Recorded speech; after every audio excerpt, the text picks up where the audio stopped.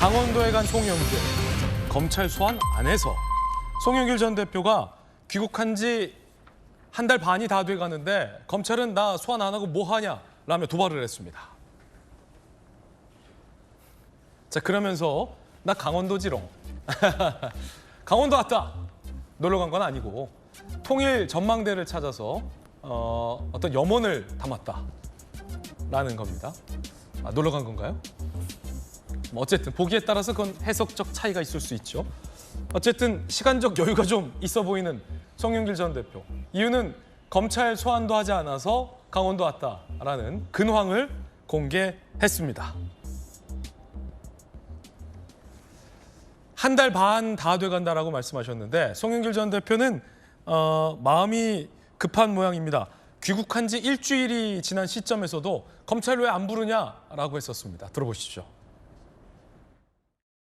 검찰 수사에 대해서는 할 말이 많지만 귀국하여 말씀드릴 기회를 갖겠다고 약속한 바 있습니다. 그러나 귀국한 지 일주일이 지났지만 검찰은 저를 소환하지 않고 저의 주변 사람들을 괴롭히고 있습니다. 자, 정법전 정혁진 변호사님, 급기야 이제 강원도에 간 사진을 딱 올렸어요. 네네. 왜 안 부르냐, 나 강원도 왔다 이건데 네. 어떻게 보세요?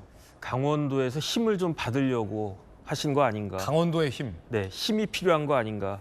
그 다음에 이거는 사실은 당연한 거예요. 왜냐하면 주인공은 항상 마지막에 등장하는 거거든요. 주인공은 항상 마지막에. 송영길이 주인공이지 누가 주인공이겠습니까? 윤관석이 주인공이겠습니까? 이성만 의원이 주인공이겠습니까? 검찰이 보기에는. 예. 그 다음에 뭐가 문제냐면요. 사실 송영길 대표가 그 귀국한 지 한 달 반이 지났는데 사안이 단순했다라고 하면 벌써 불렀겠죠. 그러니까 아직까지도 부르지 못할 만큼 사안이 엄청나게 큰 사안이다. 이거는 누가 아느냐? 누구보다도 송영길 대표가 제일 잘 알 거고요. 그다음에 그렇게 마음이 초급하니까 겉으로는 태연한 척해도 이제 강원도까지 가가지고 어떻게든 마음을 다스리려고 이렇게 노력하시는 걸로 보이고요. 아직도 시간은 조금 더 필요할 거예요. 왜냐하면 제가 봤을 때 송영길 대표 직전에 부를 사람은 누구냐? 보좌관이거든요. 박모 보좌관. 아직 그 박모 보좌관에 대한 그것도 안 돼 있고 그다음에 두 의원님들에 대한 불체포 특권 관련해가지고 아직 그 체포 동의안도 이제 뭐 한 열흘쯤 있다가 그 진행이 되는 거니까 아마 그 제 생각에는 마음이 굉장히 초급하시고 더군다나 불체포 의원도 이제 내던졌기 때문에 불체포 특권도 없고 그렇기 때문에 더 초조하고 그럴 수 있을지 몰라도 그냥 저렇게 그 불필요한 그러한 SNS는 하지 마시고 준비를 잘하는 게 좋을 것 같은데 더 중요한 건 뭐냐면요. 검찰이 100% 부를 거거든요. 100% 부를 때 그때 잘 출석하셔가지고 지난번에 뭐 윤관석 의원 나가가지고 뭐 진술서한장 띡 해가지고 뭐 이걸로 다 가름하겠습니다라고 하면서 검찰 조사 받은 것처럼 그렇게 말씀하셨던데 그런 모습 보이지 말고 그 말씀 그대로 당당한 모습을 보이시는 것이 그 굉장히 좋지 않을까 하는 생각이 듭니다. 그런데 이제 정치적인 이미지, 송 전 대표가 뭔가 노림수는 있어 보이는데 언론인 출신께서는 어떻게 보십니까? 이런 것들이 계속 하나둘 반복되면 처음에 가서 검찰 주말에 갔는데 돌아오고 또 갔는데 돌아오고 이번에는 강원도에 가서 왜 안 부르냐라는 것들이 계속해서 이제 반복되면 혹시 뭐 일각에서는 송영길 전 대표를 검찰이 못 부르네. 뭐 이런 이미지를 노린 겁니까? 어떻게 보십니까? 그걸 노리는 거죠. 사실 검찰은 한 번도 송영길 대표한테 파리에서 오라고 한 적이 없습니다. 검찰이 오라고 한 적도 없고요. 이재명 대표가 조속히 귀국하라고 했죠. 그래서 온 거거든요, 사실은. 이재명이 불렀다.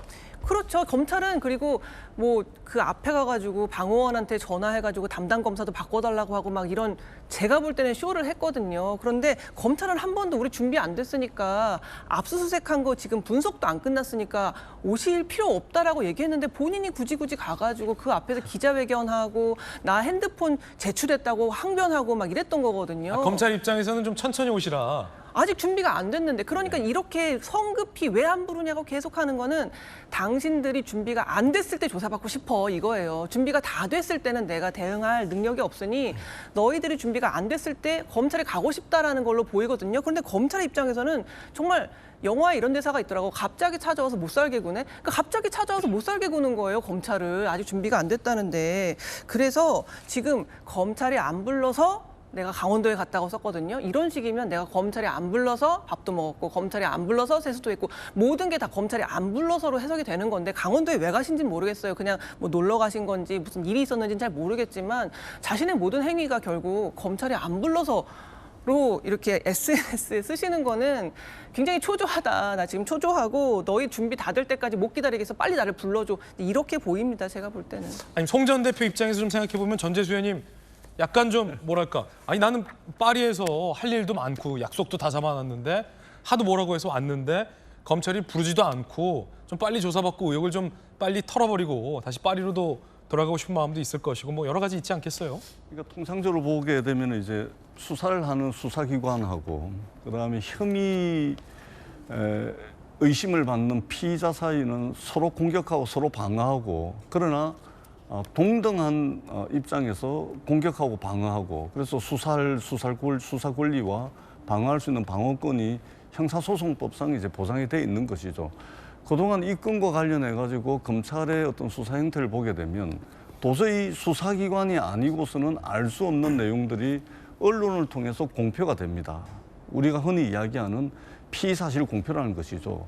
이 피의사실 공표를 형사소송법상 범죄 행위로 규정을 해놓은 것은 피의자가 재판을 받아가지고 확정 판결을 받기 전에 이미 피의사실 공표를 통해 가지고 범죄자로 낙인이 찍히기 때문에 재판 결과가 어떻게 나오든지 간에 이미 저 사람은 피의자다, 범죄자다라는 이제 낙인 효과를 말하자면 방지하기 위해서 형사소송법상 피의사실 공표를 범죄로 규정을 하고 있는 겁니다. 그런데 검찰이 이제 그동안 그런 측면들이 굉장히 많았죠. 녹취록이 어떻게 JTBC로 넘어갔는지 이런 부분들 밝혀지고 있지 않지 않습니까? 그렇기 때문에 송영길 대표는 사실상 검찰이 피의사실 공표 등등의 행위를 통해서 정치를 하고 있다. 수사가 아니고 이렇게 이제 인식을 하고 있는 것이죠. 그렇다면 그것에 대해서 송영길 대표도 정치적으로 대응을 해야 되겠다라고 아마 판단을 한 것 같고 그런 차원에서 이제 SNS도 올리고 이런 활동을 하는 것이 아닌가 그렇게 저는 생각을 합니다. 송 전 대표 입장에서 봤을 때의 어떤 정치적 대응으로 볼 수 있다라는 전재수 의원님의 분석도 흥미롭습니다. 여당에서는 이를 지켜보고 뭐라고 얘기했을까요? 소환, 호소, 쇼다 이렇게 비판했습니다. 셀프 출두 쇼에 이은 소환, 호소, 쇼. 진심으로 수사 협조한다면 기다리면 될 것이다 라는 입장도 나왔는데 박 의원님 어떻게 보세요? 저는 뭐 이런 저급한 쇼에 대해서 하도 그동안 일이 많았기 때문에 유사한 일들이 많았기 때문에 우리 국민들이 뭐 더 이상 속지 않을 거라고 봅니다. 저는 검찰이 부르지 않는 이 한가한 시간에 송영길 전 대표가 정말 결백하다면 그리고 결백을 입증하고자 한다면 검찰에 버렸다고 해서 제출하지 않은 핸드폰 찾으러 파리 갔다 와서 그 핸드폰 검찰에 제출하면 저는 모든 게 다 해결될 거라고 봐요. 송영길 전 대표의 결백함도 국민들이 믿을 거고요. 핸드폰은 정작 파리에서 버리고 검찰이 부르지도 않았는데 파리에서 먼저 와가지고 뭐 검찰 출두한다고 저런 거 한다고 국민들이 속을까요? 아니면 뿌렸던 돈 봉투가 없어질까요? 저는 송영길 대표가 이렇게 단기간에 무언가 액션을 통해서 국민들로 속이려 하는 저런 저급한 쇼는 이제 그만하고 차분히 본인이 어떤 일을 했는지 우리 정치 문화를 바꾸기 위해서 본인은 지금 어떤 일을 해야 되는지 그런 걸 돌아보길 바라겠습니다.